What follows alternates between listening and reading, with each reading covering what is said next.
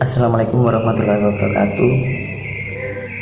Saya dari kelompok 1 yang beranggotakan yaitu saya sendiri Muhammad Kisam Dimas Suprapto dengan NIM 1961301 dan rekan saya yaitu Ferry Setiawahyuni dengan NIM 1961294 akan mempresentasikan mengenai lingkungan pemasaran global. Pemasaran global, pemasaran berskala seluas dunia, peluang pasar selalu terbuka bagi semua pelaku usaha, tak terkecuali di pasar ekspor. Konsep pemasaran global yang pertama yaitu kebutuhan, keinginan, dan permintaan.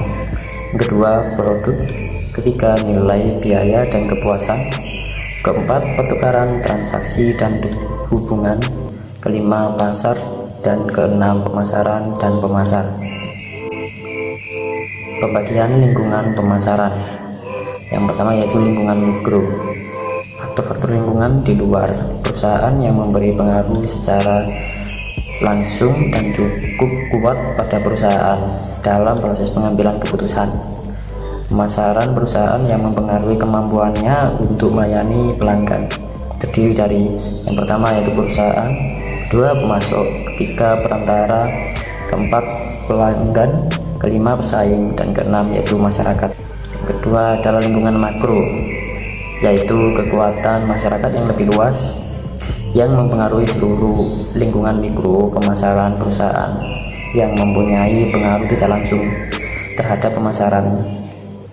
Lingkungan makro terdiri dari demografi, ekonomi, lingkungan alam, lingkungan teknologi, politik, lingkungan budaya.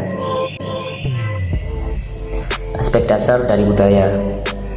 Bagi ahli antropologi dan sosiologi, budaya adalah cara hidup yang dibentuk oleh sekelompok manusia yang diturunkan dari satu generasi ke generasi berikutnya. Budaya termasuk kesadaran dan ketidaksadaran akan nilai, ide, sikap, dan simbol yang membentuk perilaku manusia dan diteruskan dari satu generasi ke generasi selanjutnya. Baik, saya akan melanjutkan presentasi dari Mas Gesang. Sosial antar budaya. Memahami suatu budaya yang berarti memahami kebiasaan, tindakan, dan alasan-alasan di balik perilaku-perilaku yang ada. Sensitivitas lingkungan. Sensitivitas lingkungan merupakan tingkat di mana produk-produk harus diadaptasi terhadap kebutuhan budaya yang spesifik di pasar nasional yang berbeda-beda.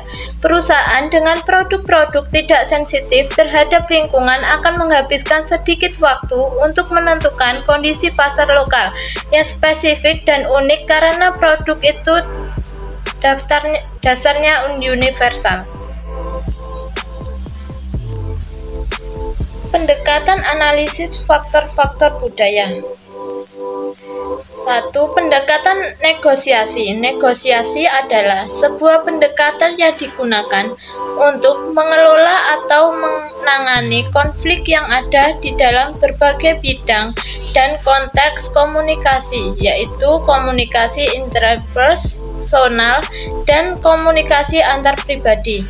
Komunikasi kelompok, komunikasi organisasi, komunikasi antar budaya, komunikasi lintas budaya, komunikasi bisnis lintas budaya, dan komunikasi internasional, dan komunikasi pemasaran.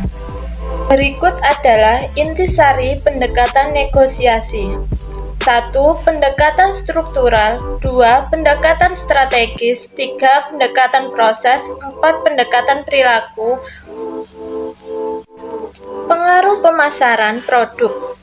Pengaruh pemasaran produk industri berbagai faktor budaya mempunyai pengaruh penting pada pemasaran produk industri di seluruh dunia dan harus dikenali dalam merumuskan rencana pemasaran global.